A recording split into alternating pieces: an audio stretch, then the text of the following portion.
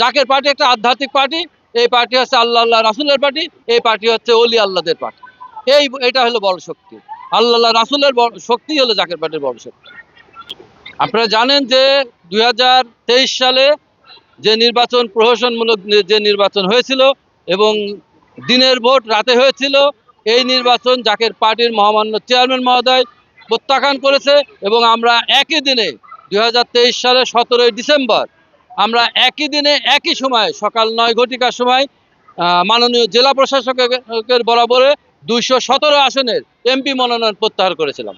যেহেতু এই নির্বাচন গ্রহণযোগ্য নির্বাচন হবে না, ঠিক আপনারা সেটা পরবর্তী সময়ে আপনারা অবশ্যই ফলাফলও দেখলেন এবং পরবর্তী সময় তার রেজাল্টও দেখলেন।